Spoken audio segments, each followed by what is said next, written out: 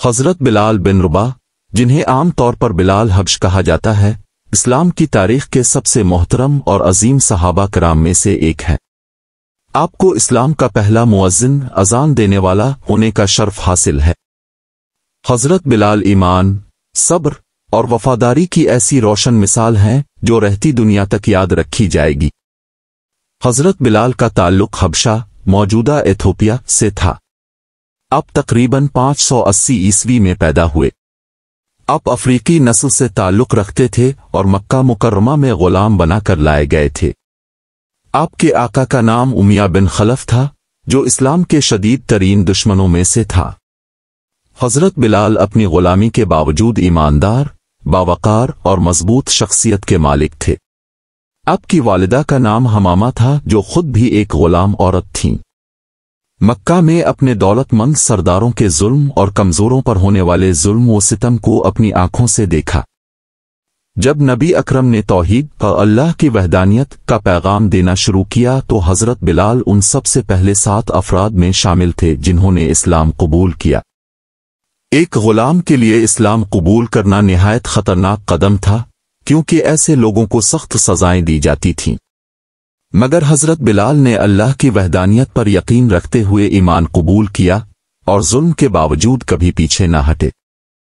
جب امیہ بن خلف کو معلوم ہوا کہ بلال نے اسلام قبول کر لیا ہے تو وہ بہت غضبناک ہوا۔ اس نے بلال پر انتہائی ظالمانہ تشدد شروع کر دیا تاکہ وہ اسلام چھوڑ کر بت پرستی کی طرف واپس آ جائیں۔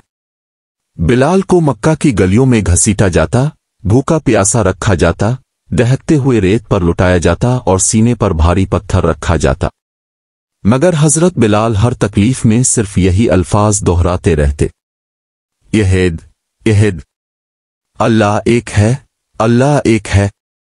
یہ الفاظ حضرت بلال کے ایمان کی مضبوطی کی علامت بن گئے۔ جب حضرت ابو بکر صدیق کو بلال پر ہونے والے ظلم کی خبر ملی تو انہوں نے فوراً امیہ سے ملاقات کی اور بلال کو بڑی رقم ادا کر کے آزاد کرا لیا۔ رسول اللہ اس پر بے حد خوش ہوئے اور فرمایا: سیدنا بلال، ہمارے آقا بلال۔ یوں بلال غلامی سے آزاد ہو کر اسلام کے وفادار ساتھی بن گئے۔ مدینہ منورہ میں جب مسلمانوں کی جماعت مضبوط ہوئی تو رسول اللہ نے حضرت بلال کو پہلا مؤذن مقرر فرمایا، کیونکہ ان کی آواز نہایت خوشگوار، مضبوط اور پر اثر تھی۔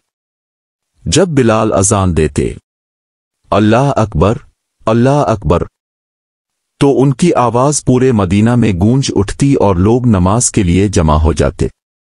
ان کی اذان ایمان اور وحدت کا نشان بن گئی۔ حضرت بلال نے رسول اللہ کے ساتھ کئی اہم غزوات میں حصہ لیا، جیسے غزو بدر، جہاں انہوں نے اپنے سابق آقا امیہ بن خلف کو قتل کیا، غزو احد، غزو خندق۔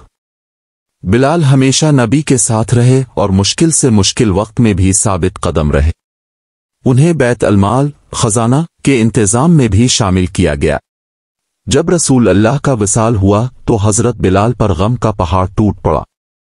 وہ اذان نہیں دے پاتے تھے کیونکہ ہر کلمہ انہیں نبی کی یاد دلا دیتا تھا۔ چنانچہ وہ مدینہ چھوڑ کر شام، دمشق چلے گئے۔ ایک مرتبہ نبی کے نواسوں حضرت حسن و حسین کی خواہش پر بلال نے اذان دی۔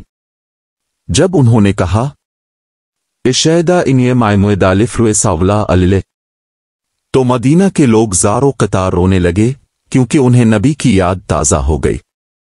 حضرت بلال کی وفات 638 عیسوی 17 ہجری میں دمشق، شام میں ہوئی۔ وفات کے وقت آپ خوشی سے فرما رہے تھے: کل میں اپنے محبوب نبی اور ان کے ساتھیوں سے ملاقات کروں گا۔